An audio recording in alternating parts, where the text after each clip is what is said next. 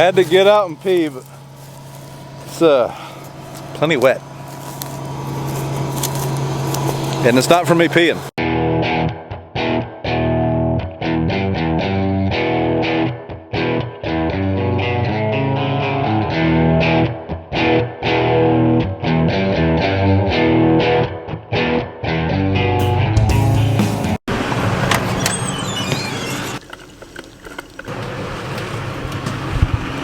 Morning. Heading over to the field bright and early, 7 o'clock. Got a full cup of coffee and I already ripped the crotch out of my jeans, so it's shaping up to be a good day. People always ask how many miles I got in the old truck. 97,000. As much as I drive, we'll hit 100 here in about 2 years.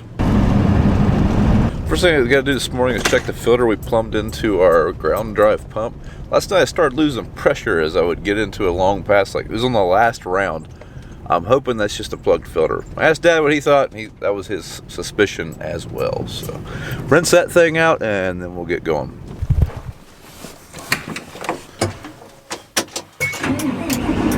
Alright, let's go check out our pump situation.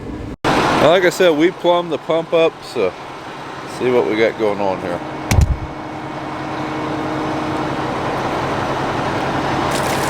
Oh yeah, pump's definitely plugged. To clean this bad boy out. Dirty.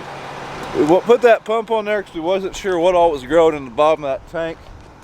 So yeah, it's probably a good call. Yeah, let's go rinse this bad boy out. Oh, it's cold. 40 degrees. Nasty.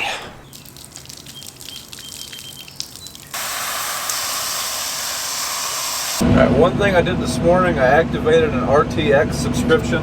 That is a satellite-based subscription. It's a little bit more accurate than WOZ. If you didn't know, I believe every Challenger comes, at least 1000 series, I believe they come with a 12-month free subscription to that. This one hadn't been activated yet.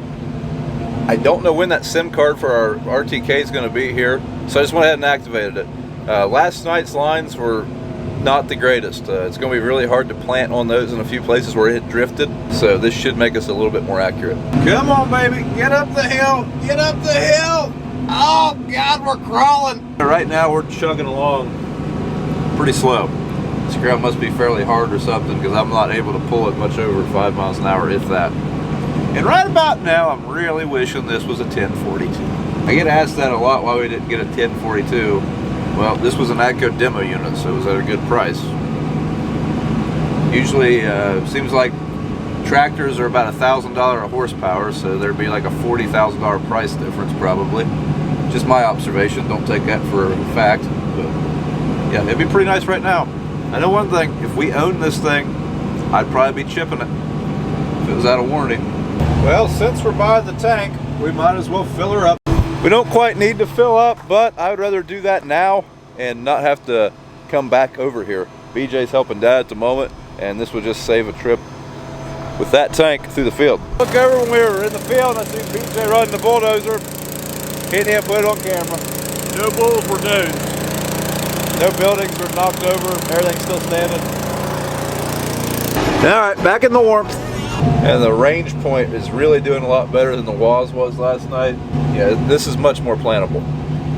With the WOZ, I was getting way too far over on one side, and what that does is Dad has a 24-row planter and I have a 12-row strip till bar.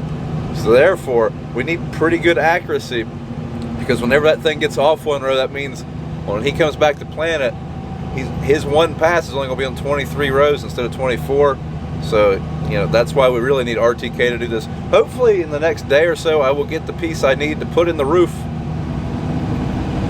of this tractor, and we will be steering with RTK. Everything else is already set for RTK. I've got everything in the monitor. The Ohio Ag guys came out and put me a new modem in, so we are good to go. I'm just waiting on that chip.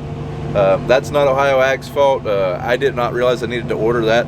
I guess I just didn't realize that, so I ordered that the day they came. I was told 3 to 5 business days. Today will be the 5th day, so hopefully we get that today. Now, if you don't know what I'm talking about, the chip that I'm referring to, there's a modem up here, so we are getting satellite signal. We have a Verizon cellular plan. That's how we're getting our correction data through the GATORZ network, which is an RTK system. I don't really know how to explain it 100%, but that's what I'm waiting on. I'm waiting on a little or a SIM card that you would put in your cell phone, but it's especially for device data transfer or something, I believe. Flurry of activity going on around me. Brian is running top secret strip till bar right up yonder. Dad is over my shoulder in the oxbow. Brian's applying liquid fertilizer to this year's corn ground. Dad is applying herbicide to this year's corn ground. What do you guys think of my quarantine hair? Oh, we are scooting because we're trying to go up a hill and we don't have any front end weight. Come on, baby, turn! This ain't worth a crap. Yep, that took way longer than it should have. And we ran over our strips. I would steer with the brakes, but we don't have dual brakes. I want to get out and check a couple things real quick. Make sure our steering's doing as good as I think it is. It does look like we're pinching a little bit this way, and on the other side it looks fine. But it's way better than it was. This is our bulk road, meaning this was the last pass. This is the pass I'm on right now. So that's definitely not 30 inches. It's more like 15. But over here on this side,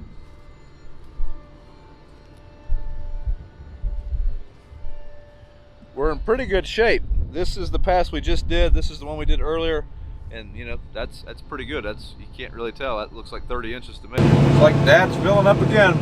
Wonder if he got the chem bind figured out yet. Alright, starting another field. Got the first 30 acres knocked out. Keep on keeping on. Rain got pushed back another hour, so maybe we can get this one done too. That'll make 90 acres today. So that'd be good. The more the better. We're stripping and there's our pole. And we missed it. I see launch. It's up there at the end of the field. Hallelujah. Withering away to nothing. It's true, I didn't eat breakfast. Heck yeah. Tim Hortons coffee and a sandwich. We're good to go for at least another 40 hours. Well, we might need some more coffee.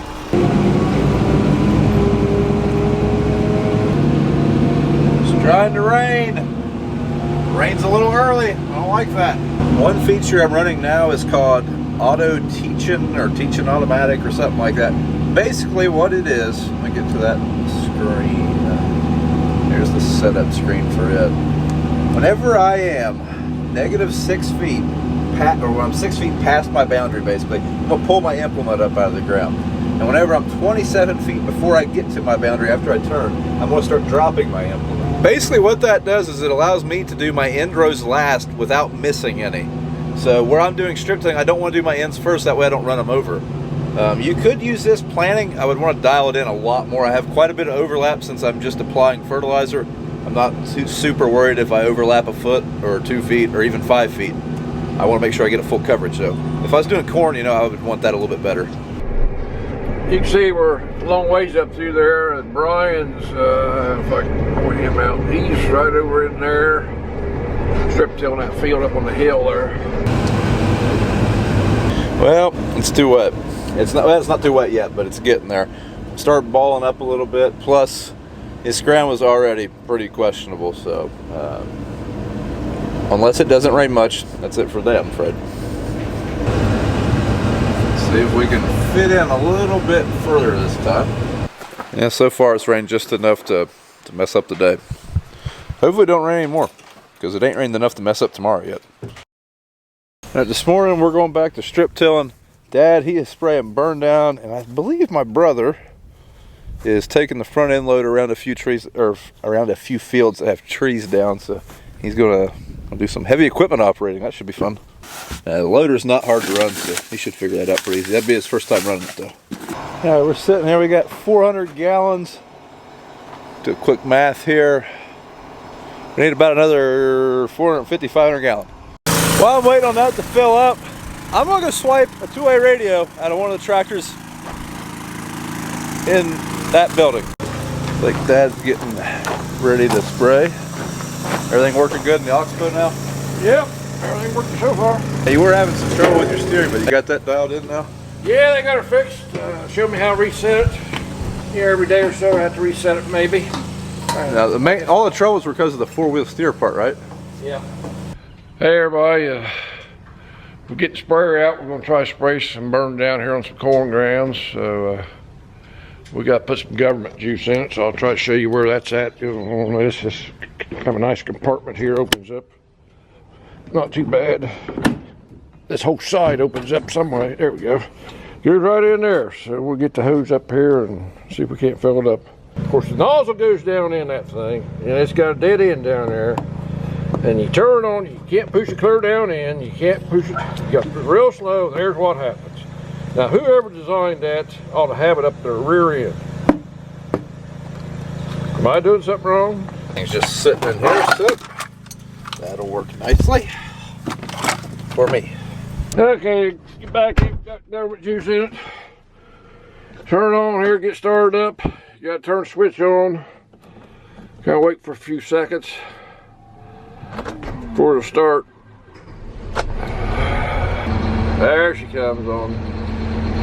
Now you can show, that's how many hours, there's 500 hours till change oil, the fuel filter, then now it tells there's the hours, got 206 hours on already. Then it comes up this screen. This is spray screen.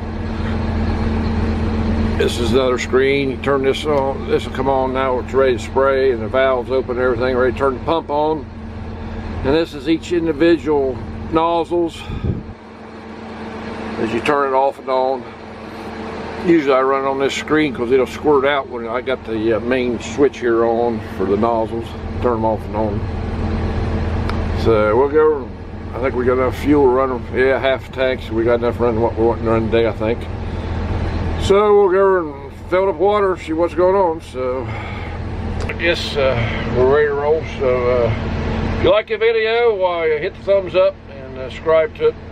But I always give Brian a kind of a lot of flack over where his subscribers aren't near as many as what some of his, like that guy, Corn Star guy, seemed like he really took off. So Brian kind of gets under his skin when I say anything about it. But anyway, so if you like it, hit the thumbs up and hit the subscribe button, and see if we can get this thing filled up. You start spraying. All right, the range point, which is the satellite signal that we were on, that's what I'm still running, that RTK chip that I thought came the day we got rained out Friday. As it turns out, that was just a thank you card for becoming a customer of that data service. And I did some checking, it turns out they forgot to send it. So still waiting on it. We're still steering with range point RTX or whatever, yeah. RP RTX, range point RTX. Seems to be doing pretty good. We got rain out here Friday, and I'm coming right back. I'm coming back, and it looks like we're still, you know, walls that would have drifted. This doesn't look like it's really drifted at all, so I'm happy. It's a good thing that we're in sandy soils because it's plenty wet. Like it's really wet. I think we'll be okay since it's sandy. If this was heavy dirt, we would not be in here. What we've got to do, fill up, we pull up to the sprayer here, or to the spray wagon and everything, tender, and we pull out this tank over here, what we've always done. So so this is going to be all new here. This got the Combine on this trailer here, and totes, and the chemical, and so we'll see if we can get it filled up, show you, try to show you how the Combine works stuff.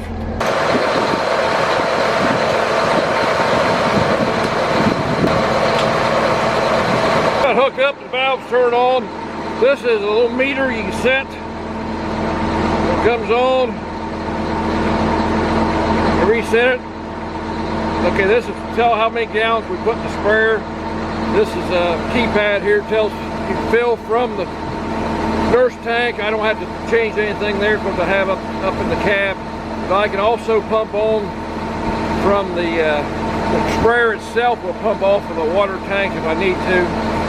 So we're set to, this is a 12 volt, if you want to hook your totes up. But this is a rinse valve here, this is where you rinse your hands. So we'll fill it up now, get started. The first thing we're going to do, we've got the tube in for the harness extra. Now we're going to start the engine, let it warm up a little bit. What I do is put this on, so this will start the harness extra. It'll start pumping. Well, it's not harness extra, but it's degree, which is atrazine and grass killer, same thing as generic. This is the valve, start pumping water. Yeah, I got to turn my valve on down here in the tank. Now we can start pumping a little bit of water.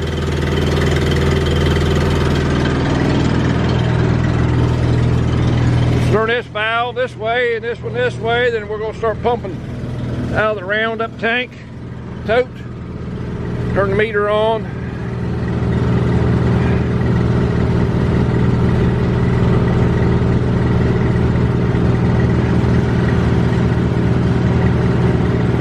We'll just pump what we got on. This is pumping out of this tote into here, the meter in it. Comes in, down through here and back out. Up here, I guess, it goes out. Okay, that's one of the good things about this nice thing, that knife right there, real sharp. You do is get a jug, put it up there, stab it. It runs right out in no time. Gets out, then you can rinse it out. That rinses it out real good. Okay, we got all the jugs in we need to put in. What we do now, shut this off, turn this valve this way. Nope, got another jug here to put in. Okay, now we got all the chemical in it. Turn this valve, shut the water off. Open this valve, turn this one this way. Zip hole going down. Now it's going in the sprayer. Tell you, everybody always talks about how they miss George. I can guarantee this, no one misses him more than I do. We don't ever eat lunch early anymore. It's 1 o'clock. I don't know when lunch is coming. If George was here, we'd have lunch. Dragging up a little bit on the strip tiller, so you gotta get out here and clear out something. This field has a lot of these in it. Here we can see the difference between ground that's been strip tilled. That's ground, I mean, we've had approximately 3 or 4 tenths. You can see like that is plantable. Like that ground looks good. Over here, this ground just got strip tilled. See how much more wet it is. It's very sandy, like I said. Lots of gravel in it. Lots of little stones. But this is the strip. I got rained out here. Just made this one today, so definitely seeing some benefits there. Since Brian runs the strip till bar and Dad's doing burn down and spraying, and they pretty well have both of those things under control, today I'm going to take the old 8400, get the scraper blade off of it, and hook up to the zone builder and make a couple passes around some low spots that have been holding water. I see the meal wagon. All right, guys, homemade cheeseburger. Never fails. Always gets, food always gets here when we're going around the ends of the field and we have to steer, but we'll sit there and eat. 8400 doesn't have anything like GPS, so I mean, this is just freehand. Try to hit the bad spots and do what you can. So that's what we're doing. That's wonderful.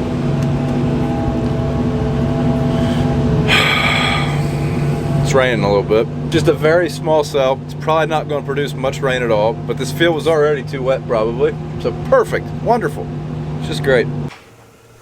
We need some more of that. Yeah, we're down to the last bar. Turns out, pulling this rig, it uses a lot of that. Only problem is, this tote's just about empty. I think the Thunder Crick has a little bit left in it, so I might have to have BJ bring the Thunder. Heck yeah, we got a whole tank of def out of that. Fill up get some fuel while we're here and we'll be good to go. Well, I'm gonna get some fuel. I'm gonna get some coffee. Like I say, it's plenty wet. It's definitely not gonna hurt to wait a minute. Who did that? Huh. Looks like brother's getting the old deer out. Dad's still spraying. All right, we're back in the saddle. Going back and forth. One thing I did want to address. The first video of us trying to strip till just came out. Like, if you haven't noticed, the videos are about a week behind. And I'm kind of surprised. I'm getting a lot of hate. People are frustrated that I can't show this bar. One thing to keep in mind, people, like, I am a farmer. And this was a good situation for Brown Farms. It may not be the best for YouTube, because I do wish I could show you what's behind me. It makes it hard to film, makes it hard to edit. It takes more time out of my schedule to edit these videos, because I have to make sure I can't see this in any of the videos. But this is doing us a better job than what we had. this was our best opportunity to get a good trial run with strip till without putting minimal amount of money into it. So this was a win-win for us and the company that gave us this bar. I thought I just seen a deer antler, but so keep that in mind. I'm sorry if you don't like it. I'm trying to get Dad and BJ to get as much footage as I can so I can show you what they're doing, but that's just, it is what it is, people. Like, I mean, like I say, this is a good opportunity for us as farmers. And that's what we make our decisions on. That's our main priority, is being good farmers, being the best we can be at that job. So if you don't like these kind of videos, come back in 2 weeks. There's a Fent planter coming up, so you might want to stay tuned for that. Not in this video, in a couple videos. Well, that's it with the strip tilling for now. Really borderline too wet. All right, we're ready to go for morning. Hasn't rained anymore, so that's good. Hopefully we can, make a dent. Larry's going after some fertilizer tomorrow because we're almost out of ground that has dry fertilizer on it. So, yeah, hopefully we can get some stuff done tomorrow.